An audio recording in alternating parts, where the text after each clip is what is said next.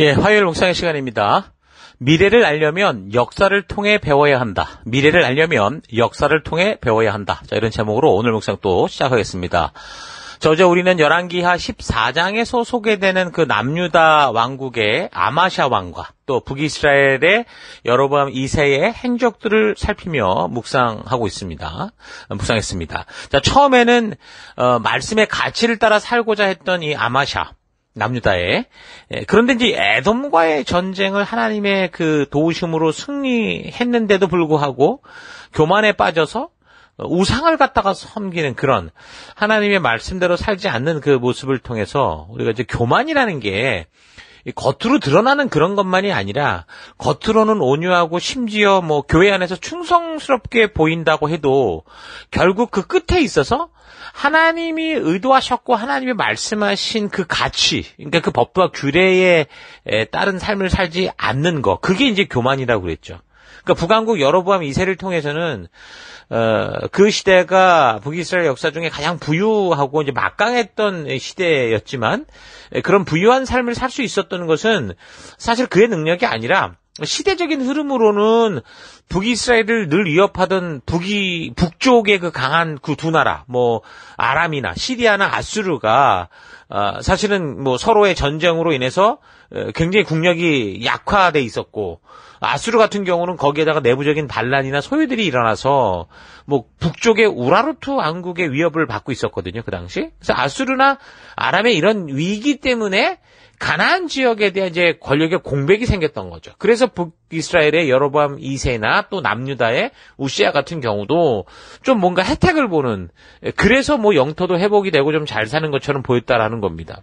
자, 그런데 그뿐만이 아니라 열왕기 저자를 통해 알 수 있는 이 시기가 그렇게 발전하고 평화할 수 있었던 핵심적인 이유는 뭐였냐면 14장 26절을 볼 때 하나님이 도우셨다라는 거였죠. 이 이스라엘의 그 연약함을 불쌍히 여기시고 하나님이 도우셨기 때문이다. 그렇게 분명히 말하고 있습니다.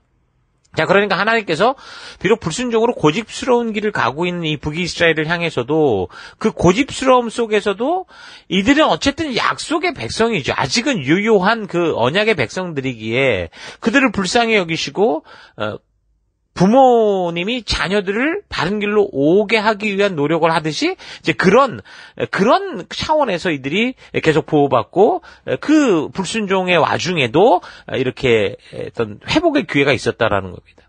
그러니까 역사가 인간들의 고집과 욕심으로 인해서 굉장히 복잡하게 전개된다고 해도 하나님은 그 안에서 그 모든 상황과 환경을 통해서 하나님의 뜻을 계속 이루어가고 계시는 거죠. 물론 우리는 역사를 망치고 다 이상하게 만들어 가는데도 불구하고 하나님은 그 와중에서도 하나님이 계획하셨던 그 계획으로 이끄시는 그 역사를 계속 이루신다라는 겁니다. 그런 걸 알 수 있고, 그래서 성도되고 언약 백성된 우리가 그런 은혜를 받아 누리기에 지금 수많은 적과 견고한 세상의 압박에도 불구하고 존재할 수 있다. 그러니까 우리가 이렇게 하루하루 살아가는 건 이 77억의 경쟁자들과 싸워 이겨서가 아니라 전적인 하나님의 은혜로 인해 우리가 살아갈 수 있다. 이런 것들을 우리가 생각해 봤습니다. 그러니까 우리가 하나님의 자녀가 되는 그 시작부터 항상 이런 하나님의 은혜가 존재했기에 우리가 하나님의 자녀가 된 거고 지금도 이렇게 살아갈 수 있었다라는 거죠.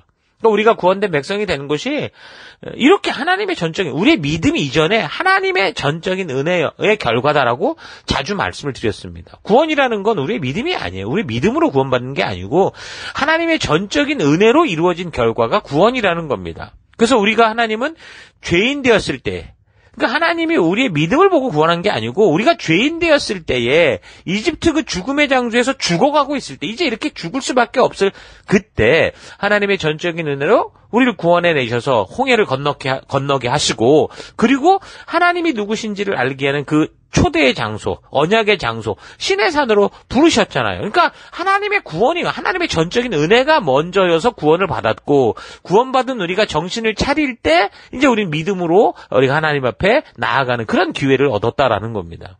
그러니까 하나님의 전능한 능력으로 이끄신 그 약속의 장소에 도착하고 나서야 내가 구원을 얻었구나, 이런 걸 알게 된다라는 거죠. 그래서 바로 그곳에서 하나님이 먼저 그렇게 우리를 초대해 주시고 계시로 알게 해주시는 그 하나님이 누구시고, 그래서 나는 왜 이렇게 구원을 받은 자고 이렇게 초대받은 자인가라는 그 의미를 알게 되는 거고, 그래서 이제 그런 구원의 이야기, 하나님의 계획을 듣고서야 우리가 이제 믿음으로 살아가는, 믿음으로 구원을 정말 주신 구원을 누리는 그런 삶이 시작이 되는 거죠. 사실 교회를 다니는 사람들만이 아니라 세상의 수많은 사람들도 다 이렇게 하나님의 전적인 구원의 은혜를 입은 자들이라고 볼 수 있어요. 그래서 하나님께서 그 언약 백성의 자리로 초대를 한 그런 자들인 거죠. 초대받은 자들인 거예요. 그런데 하나님의 그 구원의 은혜와 그로 인한 하나님의 그 백성답게 사는 자리로의 초대를 믿지 않는 거고, 거절하는 거고, 계속 하나님을 대적하는 거죠. 그게 지금 온 인류가 살아가고 있는 모습이라는 거예요. 세상에는 아예 이런 하나님의 부르심을 귀뚱으로도 듣지 않는 사람들도 있고, 또 귀뚱으로 듣는 이들도 있지만, 우리는 그나마 어떤 거예요? 다행히도 부르심을 받은 그 부르심을 믿게 됐고, 그게 어떤 이유로든, 모태신앙이었든, 어쨌든, 우리가 이 부름을 받은 걸 알게 됐고, 그리고 하나님의 그 잔치에 초대받은 존재가 된 거죠. 자, 그렇게 분명히 우리는 이제 다른 이들보다는 더 하나님의 이런 이 전적인 은혜를 아는 존재들인데, 그런데 과연 우리는 그렇게 하나님의 그런 이 전적인 은혜로 초대받은 그런 자로서 합당한 믿음의 삶을 살아가느냐라는 거는 우리가 좀 심각하게 되돌아봐야 된다라는 거예요. 왜 그렇습니까? 교회에 와 있다고 하면서 사실은 세상과 똑같은 사고를 가지고 이 북이스라엘이 보여주듯이 그 시작의 순간부터 하나님을 오해하고 살아가는 사람들이 많기 때문이에요. 이런 이야기는요, 예수님의 말씀에 너무 정확히 나옵니다. 그 마태복음 22장에 보면 혼인잔치의 그 비유가 있거든요. 여러 가지로 하나님 나라를 얘기를 하는데, 하나님 나라는 자기 아들의 혼인잔치를 베푼 어떤 임금에게 비교할 수 있다, 그러면서 얘기를 한 거예요. 임금이 다 초대했다는 거예요. 그런데 사람들이 이래 바쁘고 저래 바쁘고 핑계를 대고 초대받은 사람들이 오질 않는 거예요. 그래서 그 임금이 노예에서 자기 군대를 보내요. 그 살인자들을 죽이고 그들의 도시를 불사르고, 그리고 자기 종들에게 뭐라고 했냐면, 이미 잔치는 준비되었으니 초대받은 사람들은 이곳에 오지 않겠다라고 말하고, 그러면 이제 네가 아무데나 나가서 사람들 다 데리고 와라. 이건 분명히 지금 우리 하나님 나라에 들어가게 되는 오늘 이 세대 우리의 모습을 분명하게 보여주고 있는 거죠. 부름받은 사람은 정말 많다는 거예요. 그런데 거기 22장 14절을 보면 뽑힌 사람은 적다라고 분명히 말하고 있거든요. 그러니까 누구나 다 하나님은 부르시는데, 그 부르신 것 때문에 모든 게 끝난 게 아니라 부르신 자들이 하나님이 부르신 의도와 하나님의 그런 그 분명한 그 마음을 알고 그 하나님의 부르심에 합당한 혼인잔치에 그 합당한 옷을 입고, 그러니까 그 말씀의 가치를 따라 살아갈 때 진정으로 그 잔치를 누리는 자가 될 수 있다, 이렇게 분명히 얘기하고 있는 거죠. 그러니까 우리는 분명 과거 그 이스라엘 족속들처럼 창조주 되시고 이스라엘 이 땅의 주인 되신 하나님의 전적인 그 은혜로 지금 이 열방의 제사장이요 거룩한 나라요 하나님의 소유된 백성으로 부름받은 성도들인데, 그 예수님의 그 죽으심과 그 십자가로 말미암는 은혜를 입은 자들인데, 성도된 나의 지금의 삶이 그럼 과연 하나님께서 그렇게 부른 자답게 그 언약 백성된 정체성을 잊지 않고, 또한 하나님의 하나님 되심을 바르게 알고 그 말씀의 가치를 따라 살아가고 있는지, 그래서 우리는 좀 제대로 되돌아봐야 됩니다. 금송아지 숭배 중에도 그렇게 똑같은 하나님의 은혜로 말미암아 회복의 기회를 얻게 된 북이스라엘의 여로보암 2세와 그 시대의 사람들이었는데, 그들은 그런 하나님이 주신 회복의 기회를 통해서 어떻게 해요?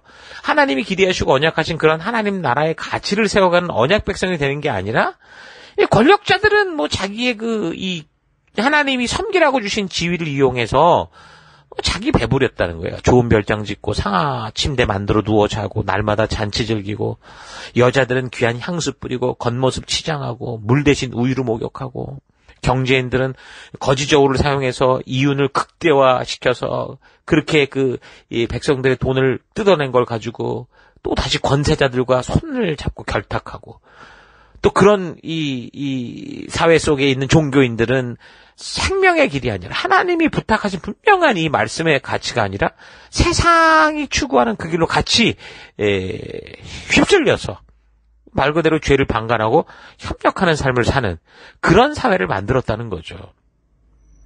그게 지금 북이스라엘의 그 현재 모습, 이 나뉘어진 두 왕국의 모습이라는 거예요. 그게 지금 계속 우리가 살피고 있는 이 역사에서 보여주고 있는 현실인 거죠. 근데 오늘 우리 시대의 모습도 사실은 이런 모습과 너무도 흡사한 그런 삶의 모습이다라는 걸 부인할 수 없는 게 지금 안타까움입니다. 여러분, 우리나라 같은 경우를 생각해 보세요. 6.25 전쟁 이후 폐허가 되어버린 그 한국의 경제 수준은요, 1960년대 초만 해도, 그러니까 제가 1965년생인데, 그때만 해도 사실 아프리카 빈민국들과 비슷한 최빈국 수준이었다고 그러죠. 오늘날 경제 개발을 시작하고 50년 만에 지금 이 세계 10위권의 경제 대국으로 발돋움을 하는 기적을 이뤘어요. 그러니까 마치 북이스라엘의 여로보암 2세 시기에 지금 그게 그 힘의 그 능력이 아니라 세계 정세가 그렇게 막 메소포타미아 지역의 혼란과 이런 게 겹쳐지면서 도약의 기회가 되었던 것처럼 한국이 그랬다라는 거죠. 이렇게 여러 가지로 나은 삶을 살기 시작한 것은 그 격변기 속에 우리의 힘과 능력도 아니라 그 격변기 속에 하나님의 그런 도우심과 인도하심으로 이렇게 회복된 지가 불과 한 30년도 안 된다라는 거예요. 이렇게 그나마 좀 세계에서 콧방귀 뀌고 사는 나라가 된 게 우리가 지금 선진국이라고 불리는 게 몇 년이 됐습니까? 얼마 안 됐어요. 근데 그렇게 은혜로 숨 돌리게 된 우리 사회 속에 살아가는 우리의 이 모습은 어떻습니까? 딱 북이스라엘 같아요. 금세 빈익빈 부익부의 사회가 돼버렸죠. 그래서 사회 속에 여러 가지 다 누구나 평등하고 누구나 인권을 누린다라고 말하지만 사실은 돈이라는 것이 이 세대를 그 사람들의 어떤 권력 어떤 그 능력 뭐라고 그래? 사람들의 어떤 그런 등급을 나눠버린 그런 상황이 됐거든. 사회 곳곳에서 심지어 교회 속에서도 하나님이 지금 북이스라엘 중심으로 여러 나라를 심판하실 수밖에 없는 그런 분명한 이유가 지금 이런 불공평이거든요. 그러니까 빈익빈 부익부의 현상으로 대표되는 그런 하나님과 반대로 살아가는 현상들이 지금 우리 사회 속에, 그 북이스라엘 사회 속에 그렇게 벌어졌다라는 거예요. 지금 오늘 우리 사회도 그래요. 어떤 사람들은 한 달에 50만 원으로 겨우 살아야 되는데 어떤 사람들은 지금 하루에 500만 원씩 쓰면서 살아가는 그런 사회잖아요. 거기에 정경유착으로 잘 나가는 대기업들, 아무튼 그런 기업들만 혜택이 계속 돌아가고, 그래서 생긴 돈으로 이 대기업들은 다시 권력자들의 호주머니를 채우고, 그러니까 가난한 자들은, 이 평범한 사람들은 평생 수고하고 살아도 그 가난을 벗어나지 못하고 점차 빈익빈 부익부 현상으로 양극화되는, 그러니까 소위 그러니까 소득 상위 10%가 월 평균이 1,000만 원이 넘는다고 하는데, 하위 10% 같은 경우는요, 80만 원, 100만 원도 못 버는 사회. 그러니까 결국 그래서 가난한 자들은 가난에 짓밟히고, 사람에 짓밟히고, 그러니까 중산층들도 대부분 이제 그 중간층이 없어지고 전부 이 극빈층으로 떨어져가는 양극화 현상이 발생하는, 그래서 사회 곳곳에서 좀 부자로 사는 이들의 극심한 소비와 그 타락 현상들이 일어나면서 그 있는 자들의 그 삶 속에서 어떤 일이 벌어지고 있습니까? 이제 상류층과 유명인들 보면 전부 마약에 취해가고 있죠. 순식간에 이 나라가 선진국이 된다 그러면서 한국 사회가 금세 마약이 판을 치는 세대가 돼버렸어요. 심지어 이제 그게 또 이런 세상을 한탄하며 살아가는 그런 평범한 일반인들의 그 가정 속에, 여자들 속에, 주부들 속에, 다 지금, 심지어 학생들 속에까지, 학생들이 지금 마약을 팔아먹는 그런, 어디 미국의 그 깽영화에서 나오는 그런 미국의 어떤 그런, 정말 그런 썩은 사회의 모습이 지금 똑같이 지금 우리 한국에서 재현되고 있죠. 이게 지금 우리나라가 6.25 전쟁을 겪은 걸로 기준으로 따져도 불과 지금 그 이후 가난함에서 벗어난 지 50여 년 정도의 세월인 거예요. 네? 50년, 60년, 70년. 그 10위권으로 우리가 선진국에 들어서는 이 과정 가운데 생긴 일들이라고요. 정말 세계 열강들 속에서 짓밟혀서 먼지처럼 사라질 뻔한 그런 아주 그냥 작은 나라 아니었습니까? 우리의 역사 속에 많은 분들이 독립운동을 통해 나라의 독립을 위해 애썼다고는 하지만 사실은 이 나라가 독립한 것은 그런 독립운동의 결과는 아니에요. 그 독립운동은 나라의 어떤 정신과 이런 걸 정체성을 지켜내는 그런 일에 굉장히 중요한 역할을 했으나, 그러나 실제로 우리가 독립을 할 수 있었던 것은 마치 북이스라엘과 같은 거예요. 지금 보면은 세계 정세가 그렇게 흘러가 버리는 거죠. 예? 그 당시 메소포타미아 지역의 아수르가 자신의 내부 문제 때문에 확 이렇게 그 바깥으로 힘을 뻗지 못하는 그 시기에 북이스라엘이 이렇게 살짝 설떴던 것처럼 우리 한국도 그랬다라는 거예요. 그 시대 세계 제국주의의 열광 속, 특히 이제 일제 강점기 시대 얼마나 우리가 고통 속에 살았습니까? 그것들 속에 우리가 어떻게 이겨낼 수 있었겠어요? 그런데 거기서 우리가 독립을 맞았다고요. 근데 어떻게 할 수 있냐? 그게 우리의 힘으로 된 게 아니라 세계의 흐름이 그렇게 2차 대전을 이렇게 마무리되는 과정 속에 벌어진 그런 정말 전적인 그 기회였던 거죠. 어떤 하나님의 도우심이었던 거죠. 그리고 어땠어요? 그의 역사는 이제 민주주의와 공산주의의 이념 싸움이 한창이었고 그 공산주의와 민주주의가 싸우는 그 어떤 그 싸움의 판이 바로 우리나라가 되지 않았어요. 6.25 전쟁이 그래서 벌어진 거잖아요. 그래서 온 나라가 전쟁에 휩쓸려서 이 세계 역사에서 정말 곧 이제 그때 부산만 조금 남아서 다 죽을 판이었는데 또 여기서 또 하나님의 전적인 은혜로 순식간에 유엔군들이 참여를 하고 뭐 이러면서 지금은 이제 우리나라가 뭐 동방의 예루살렘이라고 할 만큼 열방의 제사장 나라처럼 살 수 있는 그런 도약적인 발전의 기회를 주셨던 거죠. 그래서 이런 기회를 우리가 지금 받고 있는데 우리 시대는 지금 어떻게 살고 있는 겁니까? 어떤 방향으로 가고 있습니까? 그러니까 우리는 성도로서 이 여로보암의 이 역사, 북이스라엘의 역사를 우리가 잘 살펴보면서 지금 우리는 어떤 식의 길을 걸어야 되는가 잘 되돌아봐야 되는 거예요. 그 여로보암 2세 시대가 그렇게 어쨌든 우리나라가 이렇게 그렇게 회복됐을 때 뭐 경제가 발전하고 국토의 부흥을 누리는 그런 시기가 왔는데 그게 기간으로 따지면 여로보암 2세가 자기가 통치했던 한 30년 정도라고 볼 수밖에 없어요. 그렇게 통치하고 이 사람은 죽었을 때 그 후에 왕이 되는 스가랴 같은 경우는 6개월 만에 이 살룸이라는 사람이 반역으로 죽어버리거든요. 그래서 결국에는 그 예후 왕조, 그러니까 여호아스, 요아스, 여로보암 2세, 그리고 스가랴 이렇게 이제 끝장이 나는 거예요. 그리고 이제 예후 왕조를 그렇게 끝낸 사람이 살룸인데 이 살룸은 불과 1개월 만에 무나헴이라는 사람에게 또 죽어요. 그 이제 무나헴 왕 때 아수르 세력이 그때 이제 회복이 된 거죠. 그래서 이제 북이스라엘이 점차 이제 위협하기 시작했고 전쟁을 걸어오죠. 그러니까 이 무나임이라는 사람이 귀족들의 돈을 다 뜯어내가지고 은 1000달란트를 그 아수르 왕에게 바치면서 자기가 움켜쥔 이 북이스라엘의 왕권을 좀 인정받고 싶어서 빼앗기지 않으려고 그렇게 아부를 했어요. 그런데 이 무나임도 그렇게 해서 결국은 통치한 기간이 10년 정도밖에 되지 않아요. 자, 그러니까 역사적으로 보면 여로보암 2세 때가 북이스라엘로서는 가장 전성기라고 할 수 있는데 그래봐야 그의 통치 시기 30년. 그리고 이어지는 한 10여 년 정도 이런 그 어떤 풍요의 시기가 한 3, 40년밖에 안 된다는 거예요. 그렇게 무나헴 10년, 그 후에 부가히야라는 왕이 2년, 베가라는 사람이 20년, 그리고 마지막 왕이 호세아인데 이 사람이 9년. 이게 다예요. 그렇게 따지면 어떻게 되는 거예요? 그리고 북이스라엘이 BC 722년에 결국 아수르에 의해서 결국은 멸망당하니까 그럼 여로보암 2세 이후에 불과 시간으로 따지면 45년, 그 50년도 되지 않아서 결국 이 북이스라엘은 결국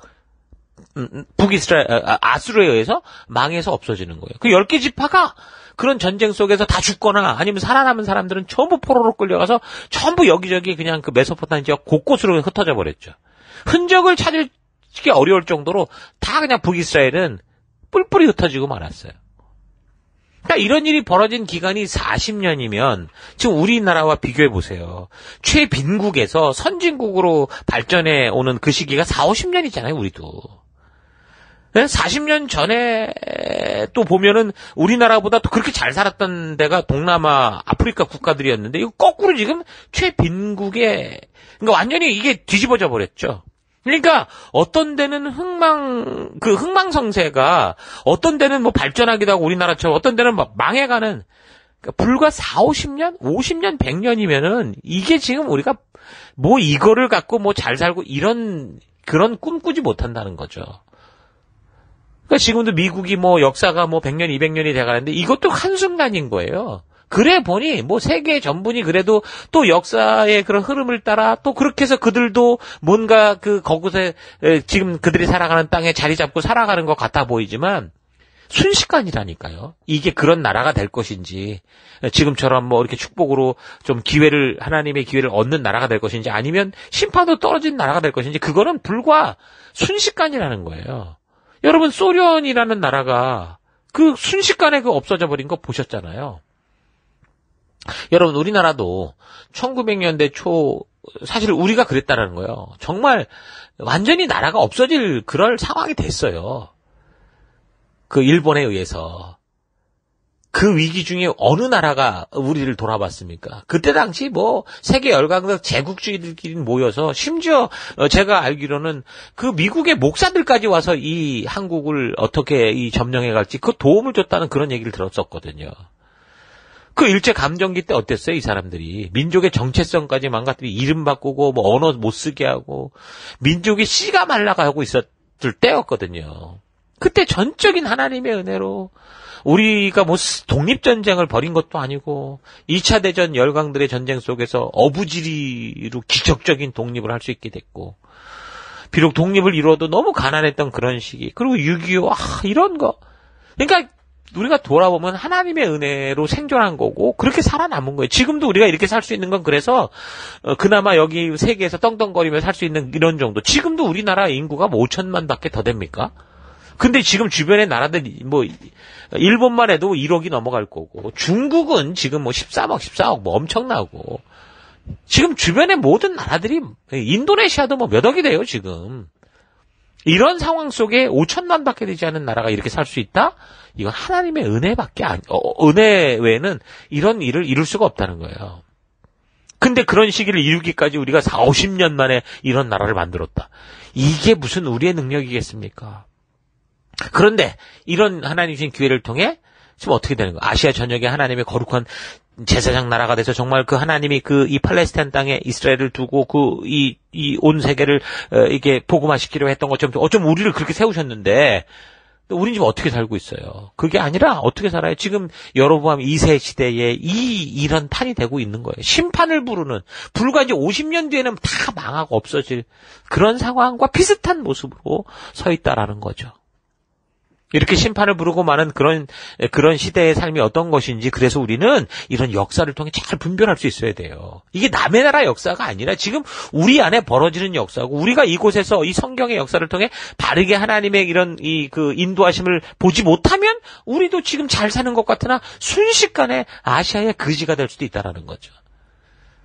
하나님의 은혜를 입고도 하나님의 말씀의 가치가 무시되고 자기 생각에 옳은 대로 살아가는 그런 사회는 결국 겉은 좋아질지 몰라요. 화려할지 몰라요. 대단해 보일지 몰라요. 그런데 속은 어때요?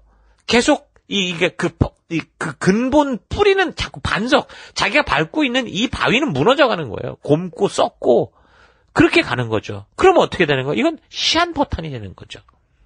아주 잘 살아가는 것 같은 그런 때. 나중에 우리가 이제 이 아수르 뒤에 이제 바벨론 나오고 이런 역사를 해보면 거기도 그 나라가 어떻게 해서 그렇게 뭐 특히 바벨론 같은 경우 불과 100년 만에 그냥 그렇게 훅 올라갔다가 그냥 한순간에 가버리는 걸 보거든요. 이제 확인하게 될 겁니다.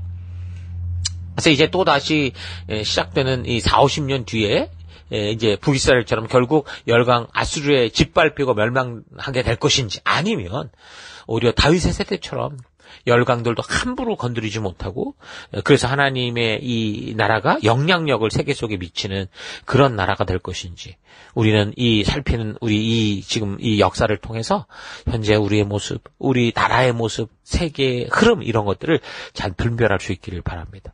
지금 열왕기하 14장이 말해주는 역사는요 바로 그런 거예요. 하나님의 전적인 은혜와 사랑으로 말미암는 회개와 회복의 기회가 된 이 북이스라엘 여로보암 2세의 번영기 이후에 불과 40년 정도 후에는 그 민족이 사라지게 되는 그런 지경으로 간다. 그런 파멸의 위기로 간다. 이런 얘기를 우리가 분명히 보여주는 거죠. 근데도 북이스라엘의 이 왕들은 결국 이 경쟁에 서로 암살하고 죽이고 끝까지 하나님 앞으로 돌아오지 않고 금송아지 껴안고 결국 세속의 그 욕심을 따라 살아가는 그런 현장의 그 역사의 모습을 보여주는 거죠. 우리나라도 어떻게 보면 지금 뭐 국회에서 하는 짓거리들 쌈박질밖에 없으니 전부 거짓 뉴스 퍼뜨려서 뭐가 오르냐 편싸움하고 있는 게 전부니 참 안타까운 거죠. 우리가 정말 이런 것들을 볼 수 있어야 돼요.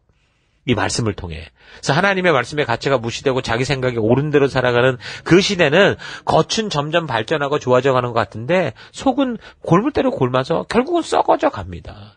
대한민국의 부흥이 불과 50년 만에 이루어지면서 그렇게 세계 주인공 같으나 이제는 이 사회가 완전히 마약이 판을 치는 사회가 됐어요. 사실 우리가 잘 사는 것은 우리의 힘이 아니라 하나님의 축복의 기회인데 잡복에 빠져가지고 지금 빚도 엄청나다고 그러죠. 이제 어떤 빚의 수준이 감당할 수 있는 수준을 넘어가잖아요. 그러면서 빈익빈 부익부의 현상은 점점 심해지고 그 와중에 이제 나라에 약하고 가난한 백성들, 보통 사람들만 뼈를 깎아내는. 그러니까 실제로 세금을 내고 그런 데는 정말 중산층들이 다 뽑아내는 그런 일이 되는 거죠. 우리 현실을 좀 잘 되돌아볼 수 있기를 바랍니다. 하나님은 어느 누구 하나 의지할 곳 없는 이 연약한 이스라엘 백성들을 보호해 주시려고 하는데 그런 하나님의 은혜로 좀 나아지니까 여로보암 2세가 오늘로 말하면 우리나라 같은 경우 자기 능력으로 마치 이걸 이룬 것처럼 우리 민족이 대단한 것처럼 착각에 빠져서 그래서 주신 이 기회를 통해 섬기고 세우는 삶이 아니라 착취하고 뺏어가는 삶.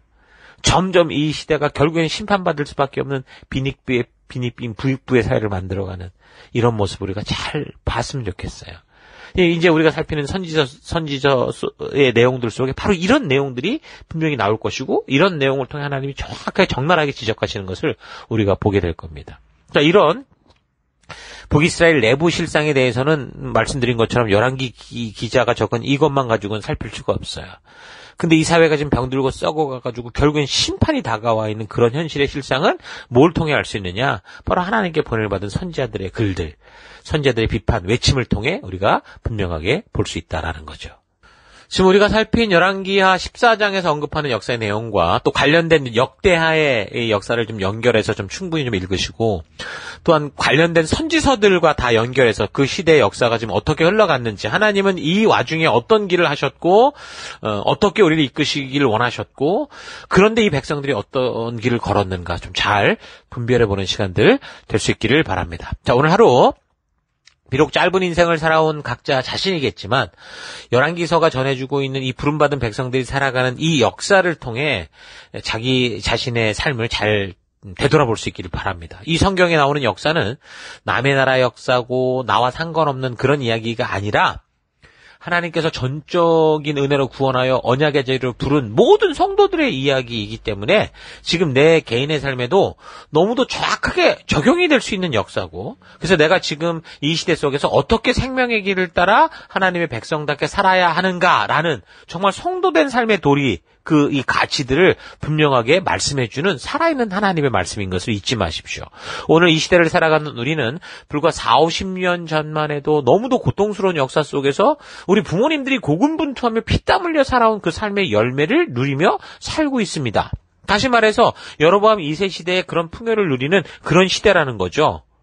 그래서 아무리 그 삶의 어려움과 고통을 말해줘도 그것을 도저히 상상할 수 없는 그런 우리의 자녀들, 우리 시대가 그런 삶을 살고 있어요. 그래서 밥 없으면 고기 먹으면 되잖아 이러고 앉았고 버스값 없으면 택시 타자, 우버 타자 이러고 있는 시대라는 거죠.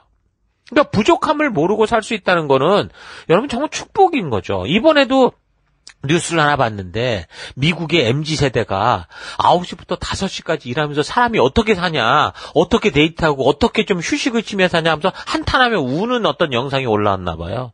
많은 MZ세대들이 공감하더랍니다. 배부른 소리죠, 배부른 소리. 부족함을 모르고 살 수 있다? 예, 그래, 어떻게 보면 이건 축복의 하나의 모습일 수 있어요. 근데 그런 삶으로 인해서 정말 그 부족함에 대한 참된 의미를 모르고 살아가게 된다면 이건 저주받은 내일을 부르는 삶이 되는 거예요. 그러니까 미국의 이런 모습을 보면 이 나라 멀지 않았구나라는 걸 볼 수 있다라는 거죠. 그래서 우리는 이 역사를 통해 배워야 됩니다. 각자가 태어난 나라의 역사, 세계 여러 나라의 역사들을 통해 배워야 되지만 무엇보다 우리가 이 성경을 통해 하나님이 말씀하시고 보여주시는 이 살아있는 역사를 우리가 분명히 보고 배워야 됩니다. 과거의 얽매이고 구태에 의한 구습에 따라 살아가자 이걸 말하는 게 아니고요. 온 인류가 바르고 온전한 축복 속에 살아갈 수 있는 온 인류를 창조하신 하나님이 말씀해 주시는 그 모든 인간의 삶의 기준이 되는 이 언약을 잊지 말아야 된다라는 거예요. 모든 이 역사의 흐름은 결국에는 하나님께서 말씀하신 그 길로 가게 돼 있기 때문에 우리는 이 말씀을 알아야 되는 거죠. 그래서 그 말씀이 어느 시대를 막론하고 주님 다시 오시는 그날까지 온 인류가 어느 민족, 어느 국가를 막론하고 유일하게 적용될 수 있는 유일한 삶의 기준이요. 온 인류가 결국 마지막 날 하나님의 심판대 앞에서 심판받게 되는 유일한 법도 규례이기 때문에 우리는 이 말씀을, 이 역사를 바르게 알아야 돼요. 하나님이 주신 이 축복을 누리면서 결국 인생의 마지막까지 자기가 원하는 대로 살던 그런 삶이 어떻게 될까? 그건 솔로몬 왕이 전하는 전도서를 통해 우리가 알 수 있어요. 이 사람이 그런 인생 살고 결국 끝장났잖아요. 전도서 12장 1절. 젊을 때에 너는 너의 창조주를 기억해라. 고생스러운 날들이 오고 사는 것이 즐겁지 않다고 할 나이가 되기 전에 해와 빛과 달과 별들이 어두워지기 전에 먹구름이 곧 비를 몰고 오기 전에 그렇게 해라. 이렇게 말하죠. 여러분, 그래서 각자가 보내받은 삶의 현장에서 오늘 최고의 것을 누리며 최선을 다해 살아가되 하나님과 맺은 언약과 그로 인한 성도의 정체성, 우리를 부르신 그 부르심을 잊지 말고 하나님이 기대하시는 열방의 제사장 나라요, 거룩한 하나님 나라 백성다운 그런 삶을 살아가며 주님이 주신 그 믿음의 길을 걷는 여러분과 제가 되기를 바랍니다. 자, 오늘 하루도 힘내십시오. 잠시 기도하겠습니다. 하나님의 은혜로 내가 이렇게 축복된 삶 속에 살고 있다는 것을 잊지 않고 그래서 겸손하게 하나님의 창조의 섭리를 따라 살아가야 되는데 성경의 역사 속에서 계속 등장하는 불순종하며 자기 생각과 고집을 따라 살아가다가 멸망하고 마는 이스라엘처럼 그렇게 나의 욕심과 아집 속에 살아왔던 것을 회개합니다. 우리가 살피고 있는 11개의 역사, 끝없이 자기 욕심과 교만으로 넘어지는 역사를 차분히 묵상하고 살펴서 하나님의 진정한 뜻이 무엇인지를 바르게 알아 하나님이 인도하시는 그 생명과 사명의 길을 따라 걷는 내가 되기 원합니다. 눈에 보이는 이 세상의 화려한 현상에만 집착하는 삶이 아니라 하나님의 약속에 근거한 내일을 볼 수 있는 눈을 가지고 그래서 기꺼이 오늘 나를 불편하고 좁은 길로 인도하는 길이라고 해도 우리 주님의 뜻이 인도하는 길이라면 그 길을 걸어가는 내가 되기를 원합니다. 하나님, 우리는 정말 미래를 궁금해하는데 그 미래를 보려면 우리가 걸어왔던 역사를 봐야 된다는 거 잊지 않고 이 하루도 분명한 하나님의 역사를 살피며 미래를 알아가는 거룩한 시간으로 이끌어 주실 것을 감사드리고 그 길을 걷기를 결단하며 감사드리고 예수님 이름으로 기도했습니다. 아멘.